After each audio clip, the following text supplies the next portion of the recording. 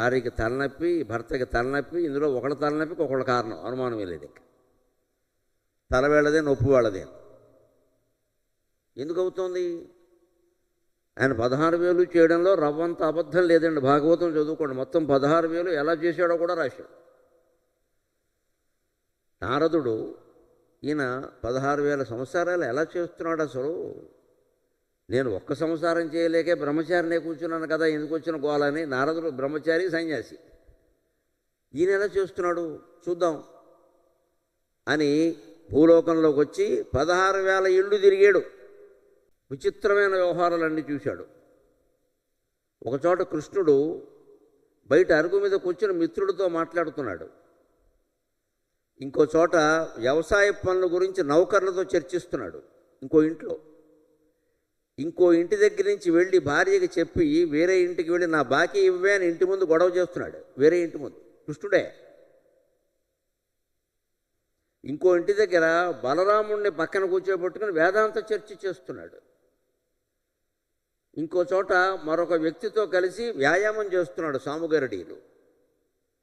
ఇంకో చోట భార్య అనారోగ్యంతో ఉంటే సేవ చేస్తున్నాడు కృష్ణుడే. ఇంకో చోట హాయిగా పడుకుని భార్య చేత, పిల్లల చేత కూడా సేవ చేయించుకుంటున్నాడు. ఇంకో చోట వృద్ధులైన తల్లిదండ్రులకు సేవ చేస్తున్నాడు. ఇంకొక చోట ఎవడో వచ్చి బాకీ ఇస్తే లెక్కగట్టి వడ్డీ తక్కువైందని దెబ్బలాడుతున్నాడు. ఇవన్నీ భాగవతంలో ఉన్నాయి. ఇందులో ఏది ఒకటి అబద్ధం లేదు. కుతూహలం ఉన్నవాడు చదువుకో, దశమస్కంధంలో ఉంటాయి ఇవన్నీ. కానీ ఆశ్చర్యం ఏమిటంటే వ్యాసుడు ఈ 16,000 సంవత్సరాల్లో కృష్ణుడు ఎలా ప్రవర్తించాడనే విషయాన్ని 14 శ్లోకాల్లో రాశాడు. 16కి 16 రాయాలి కదా, 16,000కి 16,000 రాయాలి. ఎలా కుదురుతుంది? మొత్తం భాగవతమే 14,093, అందులో 16,000 ఇవైతే ఎలాగా? అనవసరం లేదు, అనవసరం, ఎవడు చదవడు కూడా. కానీ ఆ 16,000 ఎలా చేశాడో మచ్చుకు చెబుతుంటే కనీసం 16 రాయాలి కదా శ్లోకాలు. 1000 కోటి చొప్పున 14 రాశాడు. నేను లెక్కపెట్టి చూశాను. 14 ఎందుకు రాశాడు అంటే ఈ పనులన్నీ గమనించండి. బాకీ వసూలు చేసుకోవడం, వడ్డీ తక్కువైందని దెబ్బలాడడం, పాలు పెతకడం, పాలు అమ్మడం, పాలు ఎక్కడికో పట్టుకెళ్ళిపోయడం, భార్యతో దెబ్బలాడడం, భార్యతో ప్రేమగా ఉండడం, భార్యకి సేవ చేయడం, భార్య చేత సేవ చేయించుకోవడం, తల్లిదండ్రులకు సేవ చేయడం, పండితులతో కూర్చొని చర్చలు చేయడం, ఇవన్నీ మనం నిత్య జీవితంలో చేసే పనులా కాదా? అంచేత వ్యాసుడు 14 శ్లోకాల్లోనే ఈ భాగం ఎందుకు రాశారు అంటే 14 లోకాలలో ఎవ్వరు ఏ పని చేసినా అది కృష్ణ పరమాత్మ యొక్క లీలే అని చెప్పడానికి ఆయన 14 శ్లోకాలు రచించారు. మనం ఈ భావనకి అవకాశం ఇవ్వాలి మనస్సులో. మనం చేస్తున్నామని అనుకోకూడదు. నువ్వు ఎవరితోనైనా దెబ్బలాడుతున్నా సరే తప్పనిసరి దెబ్బలాడాలంటే దెబ్బలాడాలి కదా, లేకపోతే వసూలు అవుతాయా? బాకీ ఇచ్చాం, మామూలుగా ఇచ్చి దయచేసి మాకు బాకీ ఇవ్వవలను అని ఒక సందేశం ఇస్తే ఎవడెక్కడ ఇస్తావా? బయటికి లాగమంటావా అంటేనే ఇస్తాడు. ఊరికే ఇస్తావా? మనం వడ్డీ వదులుకుంటాం, బాకీ అయినా ఇవ్వాలా? ఔదార్యం అంటే వడ్డీ వదులుకో, బాకీ ఎలా మానేస్తావు? రేపొద్దు నువ్వు ఒప్పుకు వెళ్ళాలి ఇంకో చోట. ఇలాగే అందరికీ అప్పులు ఇచ్చి అయితే వసూలు చేసుకోవాలి. బాకీ వసూలు చేసుకోవడం అది స్వార్థం కాదండి, ధర్మం. అది కృష్ణుడు చేశాడు. ఒక చోట వడ్డీకి అప్పు ఇచ్చిన చోట వడ్డీ కూడా వసూలు చేసుకోవాలి. ఎందుకు ఇచ్చాం? ఇప్పుడు ఇచ్చిన వడ్డీకి మనం తీసుకునే వడ్డీకి మధ్యలో తేడాయే కదా మన ఆదాయం. మరి బ్యాంకులన్నీ అదే సూత్రంతో నడుస్తున్నాయి కదా. బ్యాంకులన్నీ వడ్డీ వసూలు చేసుకోవడం మానేస్తే బ్యాంకులు ఉండవు. అది ధర్మం. అది ఈ పనులు మనం చేసేవి అధర్మాలు కావు. మనం మంచి పనులు చేస్తున్నాం, మన ధర్మాలు చేస్తున్నాం, మన బాధ్యతలు చేస్తున్నాం. కానీ మనం చేస్తున్నాం అనుకుని చేస్తున్నాం. ఇవి శ్రీకృష్ణుడు చేస్తున్నాడు అనుకుని చేస్తే ప్రతి వారి జీవితము భాగవతమే అవుతుంది. అది సారాంశం. ప్రతి సంసారము శ్రీకృష్ణ సంసారం. ఈ కర్తృత్వ భావన సమస్య. నేను చేశానే దుఃఖపడుతున్నా, నాకే జరిగింది, ఈ గౌరవం నాకే దక్కింది, ఈ గర్వం నాదే, ఈ సంఘటన నాదే, ఈ గొప్ప నాదే, ఈ గౌరవం నాదే, ఈ అవమానం నాదే, ఈ దుఃఖం నాదే. ఈ నాదే అనుకోవడమే మనకి పెట్టిన పెద్ద శని. ఈ నేను నాది అనే 2 మాటలు పీకి పారేస్తే 16,000 కాదండి, 16 లక్షల సంవత్సరాలు చేయొచ్చు. నిజానికి మన సంసారాలన్నీ చేస్తున్నది ఆయన, మనం కాదు. మనం అందరం ఒప్పుకుంటాం ఆ విషయాన్ని. దేవుడే లేకపోతే మనం ఎవరో అంటాం. మరి నువ్వు ఎందుకు పక్క తప్పుకో మళ్ళీ మనం ఉండాలి ఇక్కడ. మనం ఒకళ్ళు ఉంటే సరిపోయిందా? కుటుంబం ఉండాలి, మనకి పిల్లలు ఉండాలి, వాళ్ళకి పిల్లలు ఉండాలి, మనం చూడగానే 5 తరాలు వరుసగా ఉండాలి, అందరినీ కలిసి ఫోటో తీసుకుని ఆంధ్రజ్యోతి పేపర్లో వేయించుకోవాలి. 5 తరాలు చూసి ఏం చేసేవి ఇక్కడ? ఇదే వచ్చిందంతా ఇది నేను నాది నేను నాది నేను నాది. ఈ నేను నాది తప్పించుకోవాలంటే, మనశ్శాంతి పొందాలంటే ప్రతి జీవితము, ప్రతి సంసారము శ్రీకృష్ణుడు విహరించేటువంటి తోట కావాలి. శ్రీకృష్ణుడు ఎటువంటి తోటలో విహరిస్తాడో అదే మా అమ్మ ప్రార్థనలో చెప్పాను ఇక్కడ. మమ్మ ఎటన్న మాట సుమకారమునందలితా విజయ్. ఒక పూలదండ వేస్తారు కదా, ఆ పూలదండకు సుగంధం ఉంటుంది, లేకపోతే వెయ్యడం ఎందుకు? మనోజ్ఞం వగు పూలమాలయై. ఆ సుగంధానికి మూలమైన దండ కావాలి. మనం సుమమ్ములందం చల్లని పుష్పములై. ఆ దండలో ఒక పువ్వు కావాలి. ఒక పూలదండలో పువ్వులు ఉంటాయి, కొన్ని వందల పువ్వులు ఉంటాయి. పెద్ద దండ అయితే 1000 పువ్వులు ఉంటాయి. ఒక పువ్వు ఒక పువ్వుతో దెబ్బలాడదండి. అన్ని పువ్వులు కలిసి చక్కగా సర్దేసుకుని మధ్యలో తెలుపు రంగు పువ్వుల్లో ఎరుపు రంగు వచ్చి చేరినా సరే ఇదేదో అందంగా ఉందే అనుకున్నా కానీ మా మధ్యలో నువ్వెందుకు చేరావని పీకేలేదు. మనం మన కుటుంబంలోనే మనం సర్దుకోలేకపోతున్నాం, పక్కింటి వాడితో ఎలాగో సర్దుకోలేము, అది వేరే విషయం. అసలు ముందు రాగానే దెబ్బలాట. పక్కింట్లోకి ఎవరన్నా రాగానే ఎవరు వచ్చారు, వాళ్ళ కులమో మతమో విచారణ చేసి అమ్మో చచ్చిపోతాం, వాళ్ళతో మనం పడలేం, మొత్తం కమ్యూనిటీకి అందరికీ నీదే సర్టిఫికెట్ ఇక్కడ. అదే పూర్వం ఎలా ఉండేది తెలుసా? పక్కింట్లోకి ఎవరన్నా అద్దెకు వస్తే అన్నీ అద్దెళ్ళేగా, సొంత ఇళ్ళు ఎక్కడున్నాయి? ఎప్పుడు ఓ 50 ఏళ్ల క్రితం మాట నేను మాట్లాడేది, అన్నీ అద్దెళ్ళే. అప్పుడు పక్కింట్లోకి ఎవరన్నా రాగానే ఈ ఇల్లాలు ఏం చేసేదంటే ఓ కప్పులో పంచదార, ఓ చిన్న గ్లాసులో డికాషన్ తీసి పక్కింటి అత్తయ్య గారికి ఇచ్చిరారా, పాపం శ్రమపడి వచ్చారు, ఈవేళ వచ్చారు, కాస్త కాఫీ తాగుతారు, డికాషన్ ఎక్కడి నుంచి ఉంటుంది, పంచదార అప్పుడే ఎక్కడ కొనుక్కుంటారు, ఇదమ్మా. ఇప్పుడు ఆ పక్కింటి అత్తయ్య గారికి ఇంట్లోంచి డికాషను పంచదార పంపించిన ఆవిడికి భాగవతం అర్థమైంది, మనకు అర్థం కాలేదు, అది లేక. ఇది జీవితం బాగుండవాలి. ముందు పక్క వాళ్ళ దుఃఖాన్ని పట్టించుకోవాలి కదండి. పట్టించుకోకపోగా ఇవాళ వ్యాఖ్యానం ఏమిటంటే వాళ్ళు ఎవరో వాళ్ళ కులం చెప్పారనుకోండి ఒక వ్యాఖ్య, వాళ్ళ మతం చెప్పారనుకోండి ఇంకో వ్యాఖ్య. వీళ్ళకే ఇవ్వాలా అద్దెకి, ఇంకెవరో దొరకలేదా, నీకెందుకు ఇచ్చారు అద్దెకి? అదివరకు అద్దె ఇళ్ళ విషయంలో జరిగింది, ఇప్పుడు సొంత ఇళ్ళ విషయంలో జరుగుతుంది. అపార్ట్మెంట్లు ఉంటాయి కదా, 20 30 ఉంటాయి. మన పక్కన ఎవరు కొనుక్కున్నారు, ఎవరు కొనుక్కుంటే ఏమండి, వాళ్ళకంటే మనకు చుట్టం లేరండి.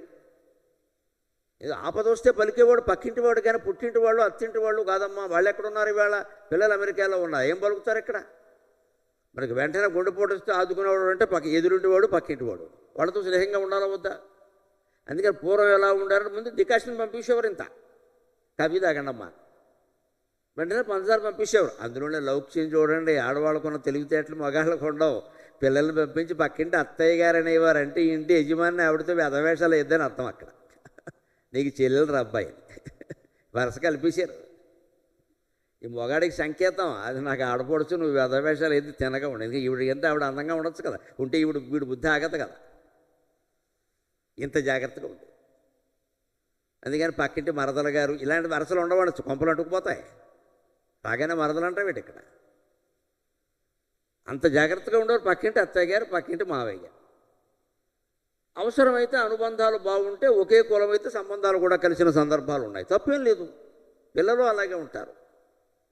ఈ సహకారం పూల తోటలా జీవితాన్ని గడపడం అంటే ముందు పువ్వు తాలూకు సుగంధమై పూలు గుచ్చిన పూలమాలై ఈ పువ్వులన్నీ సుమమ్ములందమ్ములు జిమ్ము తోటయ్యై. ఇన్ని పువ్వులతో కూడిన తోట కావాలి. మనం ఒక తోటలో ఒకే రకం పువ్వులు ఉండవండి. గులాబీ పువ్వులు ఉంటాయి, మల్లె పువ్వులు ఉంటాయి, చామంతి పువ్వులు ఉంటాయి, అన్ని రకాల పువ్వులు ఉంటాయి. మనం ఎందుకు కలిసి ఉండలేకపోతున్నాం? మనం ఒక్కళ్ళమే ఉండాలంటే వీధి అంతా మన కులం వాళ్ళే ఉండాలి, మన మతం వాళ్ళే ఉండాలి. ఏం వేరే వాళ్ళు ఉంటే నష్టం ఏమిటండి? వేరే వాళ్ళు ఉంటే నష్టం ఏమిటి? నేను ఇక్కడికి దగ్గరలో కర్నూలు దగ్గర ఆదోనిలో 3 రోజులు మహాభారతం చెప్పానండి 10 ఏళ్ల క్రితం. వచ్చిన జనంలో ముస్లిములు, అందులో ముస్లిం ఆడవాళ్ళు ఎక్కువ ఉన్నారు. నేను ఆశ్చర్యపోయాను, మొత్తం బురకాలు వేసుకుని వచ్చేసరికి. వీళ్ళు ఎందుకు వచ్చారా అనుకున్నాను. విన్నారు 3 రోజులు చాలా శ్రద్ధగా విన్నారు. నేను చివరికి 3వ రోజు ముగించి వెళ్ళిపోతే, అమ్మ మీరు వచ్చారు సంగతి మాకు చాలా ఇష్టం అండి, హిందూ పురాణాలంటే అందులో మీరేమో లాజికల్గా చెప్తారండి అని నేను అందుకని వినడానికి వచ్చామని చెప్పి నేను చాలా సంతోషించాను. 3 రోజులు ఉన్నారు అక్కడ. వాళ్ళు ఎవరు భారతానికి ఎడుతున్నామని వాళ్ళ భర్తలు ఎవరు కోపడలేదు, ఏమి వచ్చారు, హాయిగా విన్నారు. వాళ్ళు వచ్చారు, భర్తలు వచ్చారు. మతం పట్లనే అంత సామరస్యంతో ఉన్న వాళ్ళం కులంతో ఎందుకు ఉండలేకపోతున్నాం? అందరం హిందువులమే అయి ఉండి కూడా ఎందుకు ఉండలేకపోతున్నాం? అందరం ఒక కులం వాళ్ళం అయి ఉండి కూడా ఎందుకు ఉండలేకపోతున్నాం? ఇది ఆలోచించాలి. అంచేత నీ జీవితం పూలతోట కావాలి. అయితే పూలతోటలో భగవంతుడు విహరిస్తాడు. దాగుడు మూతల వెన్న దొంగయే. శ్రీకృష్ణుడు బాలకృష్ణుడు దాగుడు మూతలు ఆడేవాడు. ఎక్కడ ఆడతారు దాగుడు మూతలు? 4 చెట్లు ఉంటే ఆడతారు. ఏమో మెయిన్ రోడ్డు మీద నేషనల్ హైవేలో దాగుడు మూతలు ఏముంటాయి? యాక్సిడెంట్లో ఉంటాయి. దాగుడు మూతలు ఉండాలి అంటే చెట్లు ఉండాలి, బాగా దాక్కుందుకు అవకాశం ఉండాలి. ఆ చెట్టు వెనకాల ఈ చెట్టు వెనకాల ఆ పొద లోపల దాక్కుంటే ఎవరికి తెలియదు. అప్పుడు ఈయన వెతుక్కుంది కూడా గోపికలు వస్తారు. నల్లని వాడు పద్మనజనముల వాడు దయారసంబునన్ ఇవంతా పై జల్లెడు వాడు మౌళి సెప్పరి సర్పిత పింఛము వాడు అని ఇటువంటి వాడు ఎక్కడైనా ఉండడానికి వెతకడానికి వస్తా. అంచేత అటువంటి శ్రీకృష్ణస్వామి మన జీవితాల్లో ప్రవేశించాలి అంటే మన జీవితాన్ని పూలతోట చేసుకోవాలి. అమ్మ అనేటువంటి ఒక్క మాట ఆ పూల తోటను చేస్తుంది జీవితాన్ని అంటున్నాను నేను ఈ పద్యంలో. ఎందుకంటే తల్లి కుటుంబానికి మూలం. ఇవాళ మనం మాట్లాడుకునే అంశం కుటుంబమే దేశానికి మూలం. దేశం అంటే ఎక్కడా ఉండదు. దేశమంతా కొన్ని కుటుంబాల సమూహం, అంతకంటే ఉంది. భారతదేశం విషయంలో ఇప్పటికీ విదేశీయులు గౌరవంగా మాట్లాడే మాట ఏమిటంటే ఇండియాలో కుటుంబ వ్యవస్థ ఉంటుందండి, ఫ్యామిలీ సిస్టమ్. అది ఒకప్పుడు ఉండేది, వనసప్ అనే టైం, ఇప్పుడు అయింది అది. ఇప్పుడు కనీసం ఉమ్మడి కుటుంబాలు విడి కుటుంబాలను కూడా అంటలేదు. ఇంగ్లీష్ వచ్చింది, common families, nuclear families. Nuclear అంటే బాంబు. న్యూక్లియర్ అన్నమాట బాంబుకు వాడతారు. న్యూక్లియర్ ఫ్యామిలీ అని అంటే బాంబు వేయడం ఖాయం, దాని పేరే బాంబు. కనీసం విడి కుటుంబం అనాలి. మరి న్యూక్లియర్ ఫ్యామిలీ వచ్చింది ఇక్కడ. ఎంత ఇంగ్లీష్ అంత ప్రభావం చూపించింది. అంటే న్యూక్లియర్ ఫ్యామిలీ అన్న మాట ఏమన్నా కూడా న్యూక్లియర్ బాంబులాగే ఉంటాడు. కనీసం విడి కుటుంబం అంటే విడిపోయిన వాడు కలిసే అవకాశం ఉంది. న్యూక్లియర్ అన్నాక ఇంకెలవాడు బాంబు పేలుస్తాడు. భాష ఎప్పుడు జీవితాన్ని నిర్ణయిస్తుందండి. భాష ద్వారా భగవతత్వం కూడా తెలుస్తుంది మనకి. అందుకని మనం ఇవాళ ప్రధానంగా ఆలోచించవలసింది, దేశానికి కుటుంబం మూలమైతే కుటుంబానికి మూలం ఎవరు? దంపతులు లేకపోతే కుటుంబం లేదు ఇక్కడ. ఆ దాంపత్య వ్యవస్థ ఇవాళ ఎంత చిత్రంగా మారిపోయింది అంటే, పూర్వం పెళ్ళైతే ఓ గ్యారంటీ ఉండేది, మళ్ళీ గొడవ ఉండదని. ఇంకంతే, రెండో ఆలోచన ఎవరికి వచ్చేది కాదు. ఇప్పుడు పెళ్ళికి ముందు రెండో ఆలోచన, అయ్యాక ఆలోచన, వీరైతే మూడో ఆలోచన కూడాను. అసలు సంబంధం కుదరకపోతే చేసుకోమ్మా, తర్వాత చూద్దాం. తర్వాత చూడడం ఏంటి? ఏదైనా కిరాణం కొట్లో వస్తువా? తర్వాత చూడడం ఏంటే? ముందు చేసుకో, తర్వాత చూద్దాం. తర్వాత చూడడం ఏంటి? నచ్చకపోవడం ఏంటి? ఎందుకు అంతగా ఉన్నటువంటి గొప్ప వ్యవస్థ భారతదేశంలో కూడా ఇలా తయారైంది అంటే, ఇంగ్లీషు సామెతలు ఇక్కడ the marriages are made in heaven but we made it hell. అవి స్వర్గంలో నిర్మాణమైన మాట నిజం, కానీ మనం దాన్ని నరకం చేశాం అక్కడ. దానికి కారణం ఏమిటో చూద్దాం. సంస్కృతంలో అమరకం అనే గొప్ప కావ్యం ఉంది. అమరక మహారాజు రచించాడు. దాంట్లో భార్యాభర్తల మధ్య అనుబంధం గురించే శృంగారం సహా అన్నిటి గురించి 100 శ్లోకాలు ఉంటాయి. అమరొక శతకం అంట. దాన్ని గరికపాటి మల్లావధానుల గారిని, మాకు పెదనాన్నగారు అవుతారు, వరుసగా ఏలూరులో ఉండేవారు మహానుభావులు. ఆయనకి శిష్య సంపద ఎక్కువ, చాలా కాలం ఉపాధ్యాయుడిగా పనిచేశాడు. స్వాతంత్ర సమర యోధుడు, గొప్ప అవధాని. ఆయన ఈ 100 శ్లోకాలని 100 తెలుగు పద్యాల్లో అనువాదం చేశారు. అందులో ఒక ఇల్లాలు పెళ్ళి కాకముందు పరిస్థితుల గురించి, పెళ్ళి అయ్యాక పరిస్థితుల గురించి తలుచుకొని బాధపడిన విధానాన్ని ఆయన వర్ణిస్తాడు. అప్పటికి ఇప్పటికీ తేడా. వీళ్ళిద్దరూ, ఈ జంట ప్రేమించి పెళ్లి చేసుకున్నవాడు.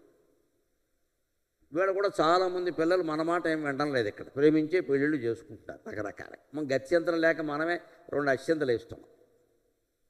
ఎందుకు వచ్చిన గొడవ? అది కూడా వేయడానికి ఇష్టం లేని పౌరుషం ఉన్నవాళ్ళు ఏదో పరువు హత్య, అది హత్య అని చివరికి వీడు జైలుకి ఎడుతున్నాడు. వాళ్ళు అలాగే ఉన్నారు. అది ఏం మారలేదు. అది అనవసరమైన వ్యవహారం.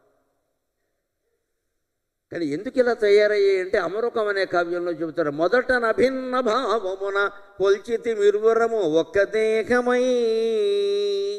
ఎందుకయ్యా మన దాంపత్యం ఇలా తయారైంది విచిత్రంగా?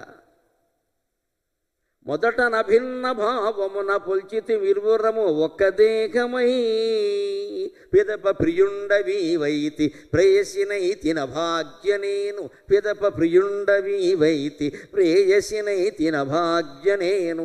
ఈ యదను నజూడ నీవు పతివైతి కళత్రమనైతి నక్కట.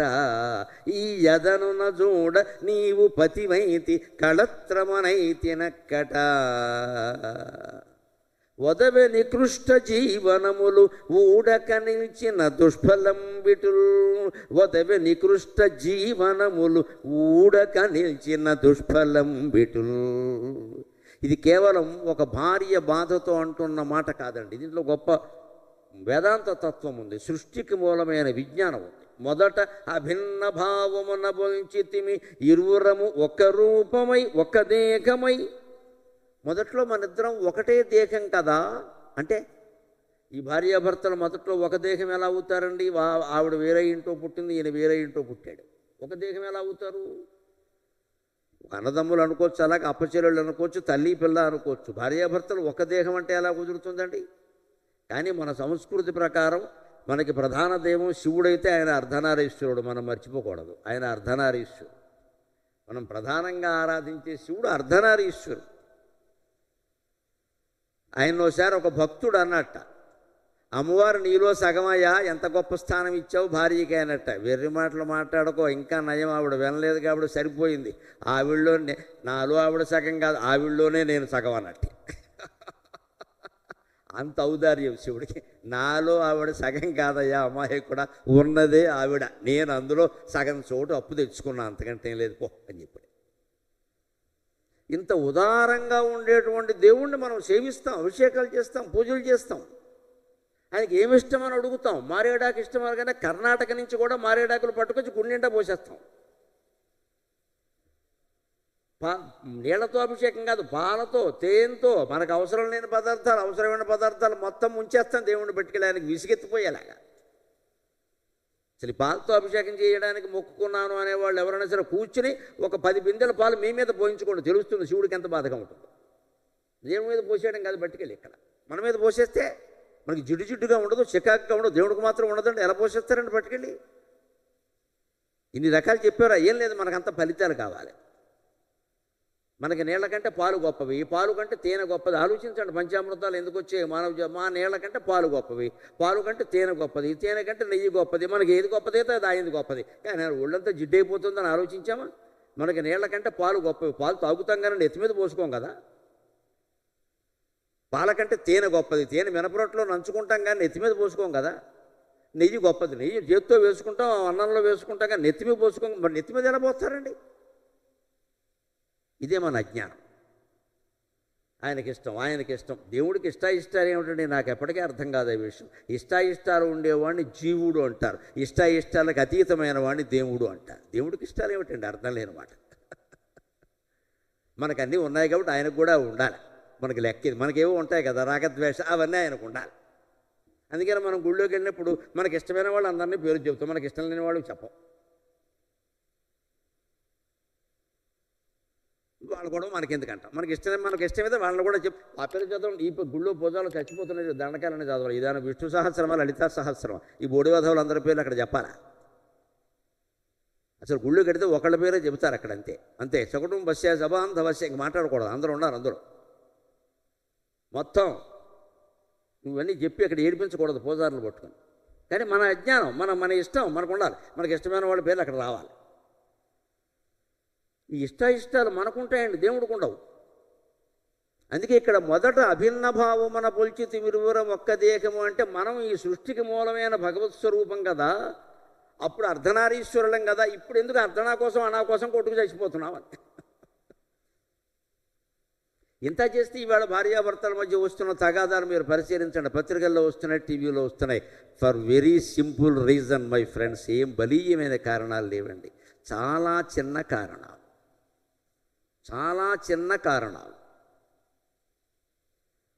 ఏమాత్రమైనా సర్దేసుకోవచ్చు వాటిని. సర్దుకోలేకపోతున్నాం. ఎందుకు సర్దుకోవాలి?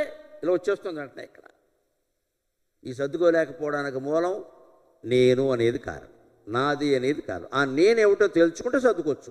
భార్యాభర్తలతో కాదు, ఎవరితోనైనా సర్దుకోవచ్చు. అస్సాం అడవుల్లో, ఆఫ్రికా అడవుల్లో వెళ్ళి ఉండొచ్చు.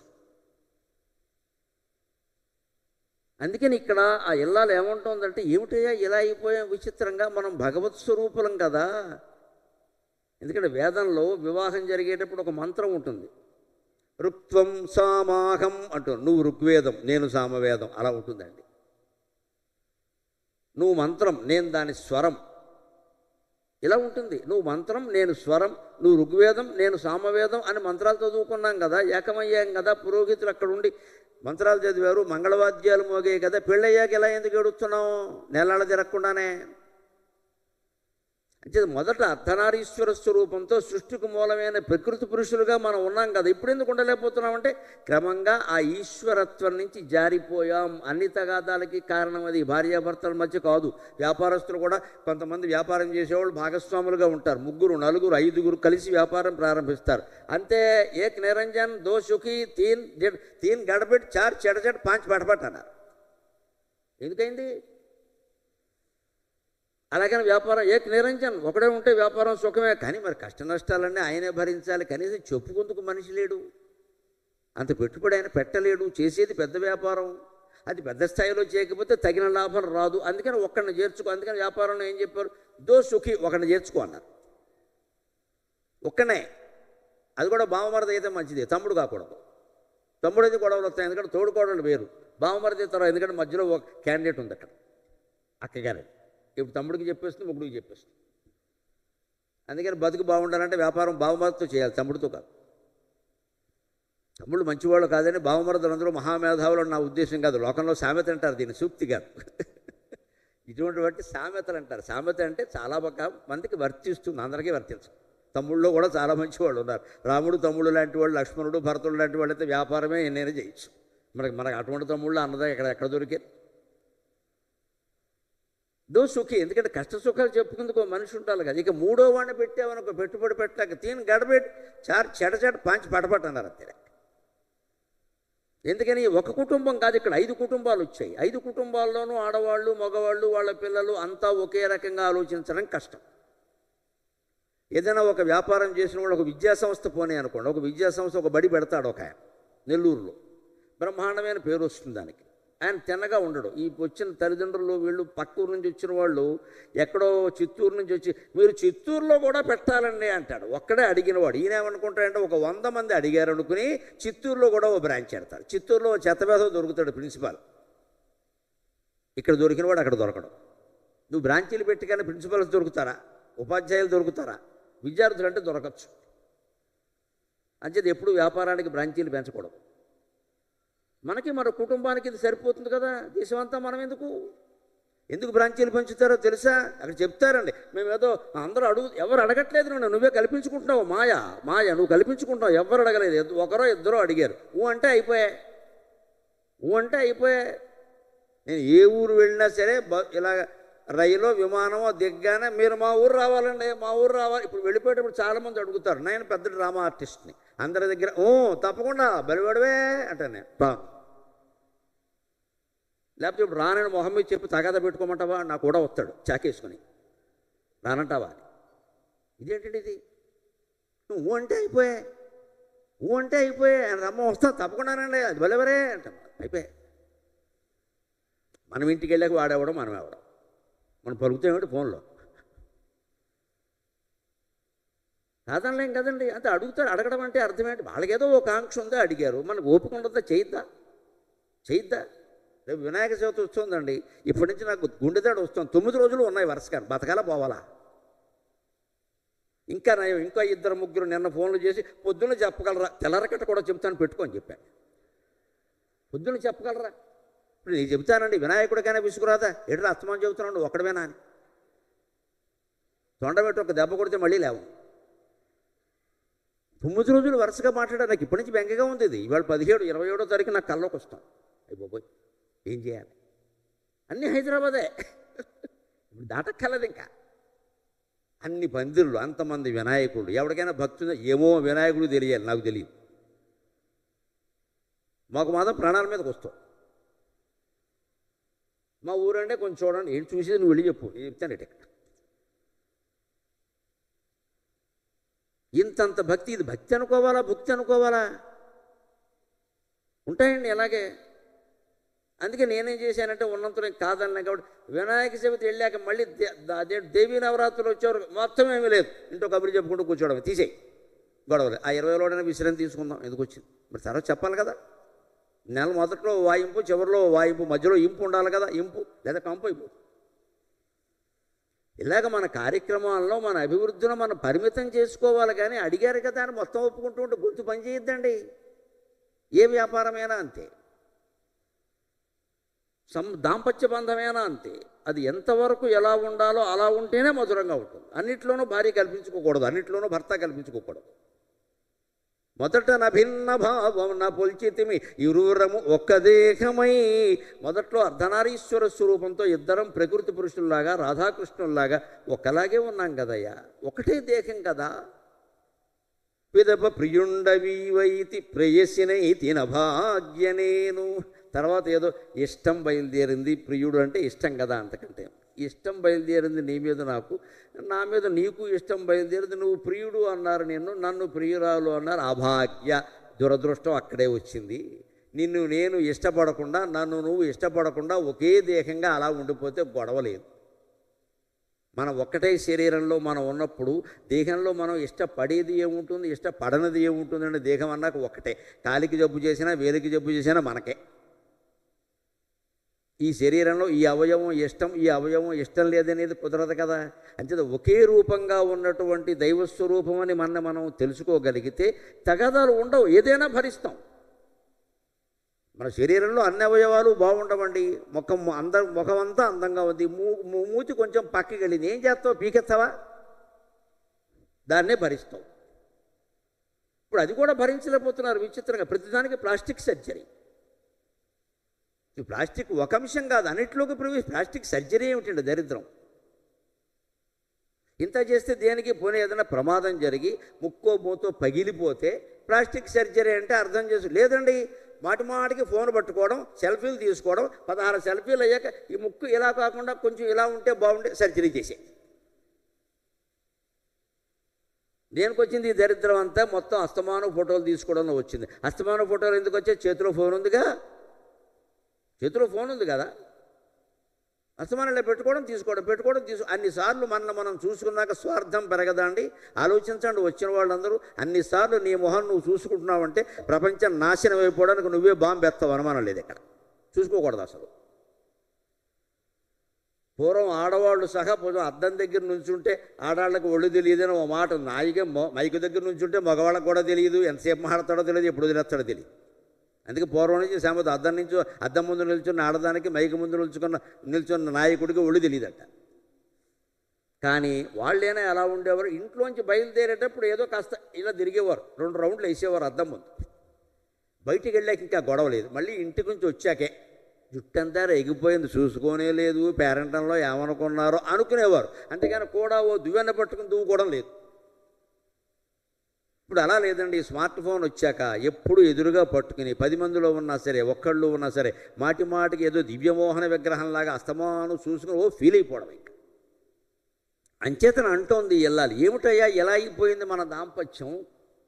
దేశానికి మూలం కుటుంబం అంటారు, కుటుంబానికి మూలం నీకు నాకు ఉండే అనుబంధం కదా. పోనీ మనం ఏమన్నా ఏదో పెద్దవాళ్ళు బలవంతంగా చేసిన బాల్య వివాహం కాదు కదా, ఇద్దరం ఇష్టపడి చేసుకున్నాం. ఇది పిదప ప్రియుండవి వైతి ప్రయసినైతి నభాగ్యనేను.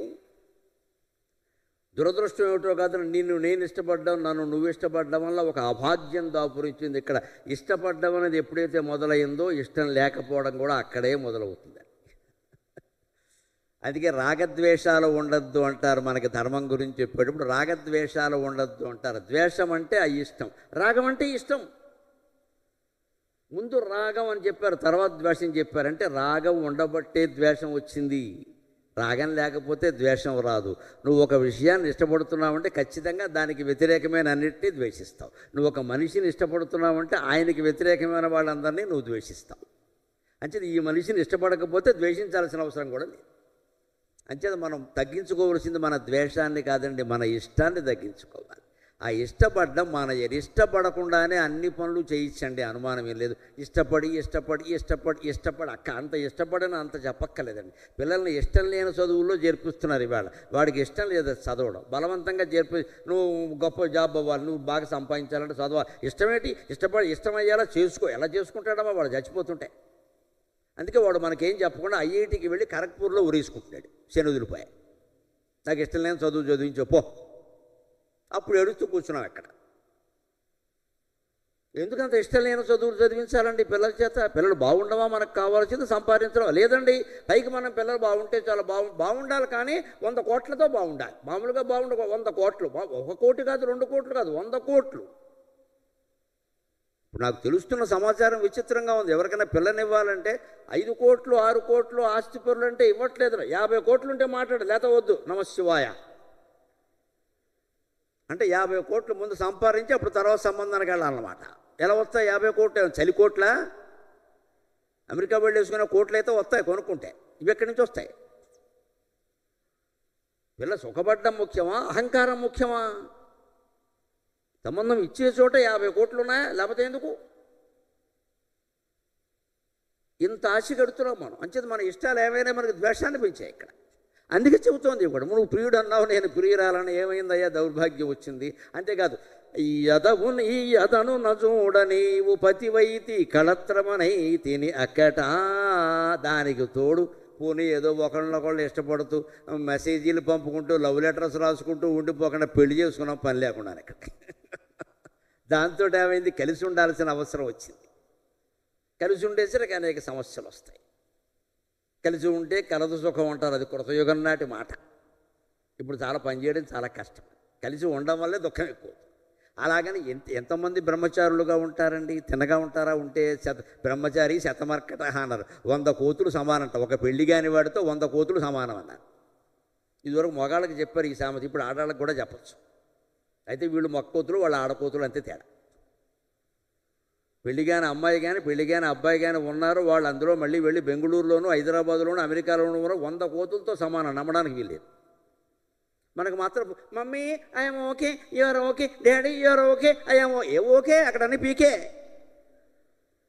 ఈ ఓకే నమ్మేస్తాం మనం ఇక్కడ, అంతే. ఓకే అన్నీ అయిపోయాక అక్కడ ఎవడో నీగ్రోవాడిని పెళ్లి చేసుకున్నాక అప్పుడు మనకి తెలుస్తుంది. అది కూడా ఏడాది అయ్యాక. అమ్మాయి ఇలా చేస్తుంది అనుకోలేదు. నువ్వు ఫ్లైట్ టికెట్ బుక్ చేసినప్పుడు ఆవిడ నిర్ణయించుకుంది అలా చేయాలని. నీకు తెలియదు. ఇక్కడ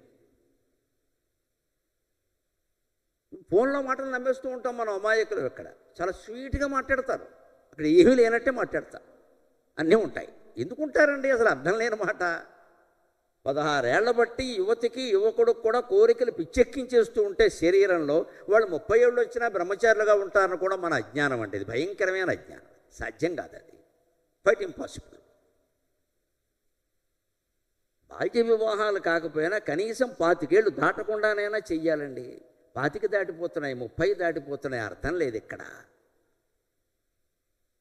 12 ఏళ్ళకి చేయలేం, 16 ఏళ్ళకి చేయలేం, 18 ఏళ్ళకి చేయలేం. రాజ్యాంగం కూడా ఒప్పుకోదు. 21 ఏళ్ళకైనా చెయ్యాలా, అప్పటి నుంచైనా సంబంధాలు చూడాలా. 2-3 ఏళ్ళలో మూడెట్టేస్తే అదే అయిపోతుంది. 25 కాదండి, 30 వాళ్ళు ఇష్టమైపోయింది. ఇప్పుడు వాళ్ళ దయ, వాళ్ళు పెళ్లి చేసుకుంటామంటే చేస్తాను, లేత లేదు. 34, 35 ఏళ్ళు వస్తాయి. జర్మనీలోనూ జపాన్లోనూ ఉంటారు. ఏమంటే పెళ్లి కొడుకున్నారు కదా మీ దగ్గర, ఏదో మా అమ్మాయి ఉందంటే కబురు చేస్తే, మా వాడు ఇంకా మాకు అనుమతి ఇవ్వలేదండి. ఎంత కర్మ వచ్చిందో. కొడుకు తండ్రికి అనుమతి ఇవ్వాలి. అది కలియుగం అంటే అదే. ఎదురు తండ్రి కొడుకు అనుమతి ఇచ్చేవాడు, ఇప్పుడు కొడుకే తండ్రికి అనుమతి ఇవ్వాలి. వాడు ఎందుకు ఇస్తాడు? అక్కడ దేనికో ముడిట్టేడు వాడు. పైగా అక్కడ ముడి పని లేదు, అక్కడ ముడులు ఉండవు. Living relation. నీ ఇష్టం వచ్చినప్పుడు ఉండు, నీ ఇష్టం వచ్చినప్పుడు వెళ్ళు, అయిపోయింది. అంటే శారీరక అవసరాలు తీరిపోతున్నాయి. మొహమాటం లేకుండా మాట్లాడుకున్నాక పెళ్ళికి ఎందుకు చేసుకుంటారండి వాళ్ళు? శారీరక అవసరాలు తీరిపోయినాయి. అనవసరంగా ముడిట్టుకోవడం, ఓ చోట కూర్చోవడం, గ్యాస్ పోయి అన్నాం, వంట అన్నాం, ఎవరు ఉండాలన్నాం, ఇదో పెద్ద సమస్య. మీకు నెల్లూరులో ఈ సమస్య ఉందేమో, మాకు హైదరాబాదులో ఈ సమస్య లేదు. ఆర్డర్లు పెట్టేవాళ్ళే కానీ అన్నం పెట్టేవాళ్ళు ఎవరు లేరు. మాకు ఎప్పుడో పోయింది ఆ సమస్య. మనం ఒక పెద్ద అపార్ట్మెంట్ కాంప్లెక్స్లో మాట్లాడాను నేను. ఆ అపార్ట్మెంట్ కాంప్లెక్స్ అసోసియేషన్ ప్రెసిడెంట్, అక్కడ 1500 అపార్ట్మెంట్లు ఎన్నో ఉన్నాయి. అక్కడ అపార్ట్మెంట్ అంటే మామూలు కాదు, ఒక్కోటి 4 కోట్లు. మామూలు వాడు ఉండరు అసలు. అక్కడ పైనుంచి దేవతలు దిగి రావాల్సిందే, కుబేరుడు చుట్టాలే అందరం. ఏదో రమ్మన్నారు, వెళ్ళాను, ఒకటి మాట్లాడాను. అక్కడ ఆ పెద్ద మనిషి నాకు చెప్పింది ఏమిటంటే, ఇప్పుడు కొత్తగా అపార్ట్మెంట్స్ అడగడానికి వస్తున్న యువతరం కిచెన్ అవసరం లేదని చెప్తున్నారట. నమశివాయ, అది సంసారాలు. నేను అసలు నమ్మలేదు. ఒకసారి దిగ్భ్రాంతిలో అవాక్కైపోయాను. నిజమేనండి బాబు, మీకు చెప్తే 10 మందికి చెప్తారని నేను చెబుతున్నాను. కిచెన్ అవసరం లేదు ఇక్కడ. కిచెన్ ఏదో కిచెన్ ఒక 1000 ఎస్ఎఫ్, ఎందుకంటే కిచెన్ వై అదేమిటి? కిచెన్ లేకుండా పెళ్ళి ఏమిటి, సంసారం ఏమిటి, వంటలు ఎందుకంటే ఆర్డర్ పెడతాం కదా. అంటే మార్నింగ్ కాఫీ దగ్గర నుంచి అన్నీ ఆర్డరే, అన్నీ ఆర్డర్ పెడతామండి, తెచ్చుకుంటాం. ఇంకా భార్యాభర్తల మధ్యలో అవసరాలు ఏమున్నాయో ఆలోచించండి. ఇంకా అన్నం కూడా అవసరం కాకపోయాక, పూర్వం భర్తలు ఎంత తాగుబోతులైనా, ఎంత తిరుగుబోతులైనా, ఆ మత్తు దిగిపోయాక కూడా వాడు ఏమన్నాడు తెలిసి వెంటనే, ఎంత ఏడుపుంచుకు తిన్నామో ఆవిడంత అన్నం పెడుతుంది దేవత అనేవాడండి. తాగినా సరే వాడు మత్తు దిగిపోయాక శ్రీరామచంద్రుల్లో ఉండేవాడు. మా ఆవిడ దేవత అండి బాబు, దానివల్ల సంసారం యాదవ బతుకున్నది. ఇంత ఏడుపుంచుకు తిన్నా ఇంటికి వెళ్తాడు, చూస్తూ ఉంటుందండి, అన్నం తిందండి బాబు అని అనేవాడమ్మ. వాడు కూడా భార్యను ప్రేమిస్తున్నాడు. మత్తు తలకెక్కినా సరే భార్య చేసిన త్యాగాన్ని గుర్తించాడు. ఇవాళ త్యాగం చేసేవాళ్ళే లేరు, గుర్తించాల్సిన అవసరమే లేదు ఇక్కడ. ఇక్కడ వీడు తాగుతున్నారుగా, నమశివాయ. నువ్వేంటి బాగులేదా, మేమేం తక్కువ?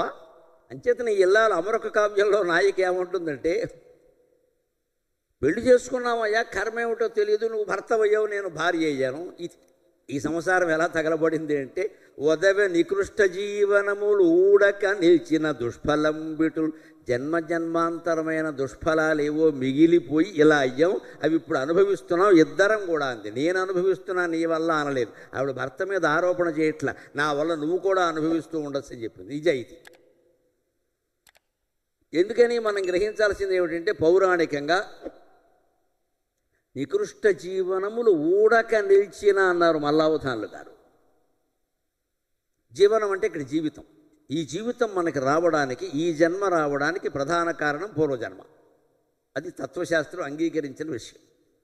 ఈ జన్మ ఏదో ఫలానా చోట ఫలానా ఇంట్లో మగవాడో ఆడవాళ్ళలాగో ఎలాగో పుట్టడం, ఒక ఉన్నవాళ్ళ ఇంట్లో పుట్టడం లేదా లేని వాళ్ళ ఇంట్లో పుట్టడం, చదువు ఉండడం లేకపోవడం, ఇదంతా ఒక పూర్వజన్మ కర్మ కారణంగా వస్తుంది. లేకపోతే ఈ జన్మ రాదు. ఈ జన్మలో మనం కొత్తగా చేసే పనులు తర్వాత జన్మకు కారణం అవుతాయి. దాన్ని ఆగామి కర్మ అంట.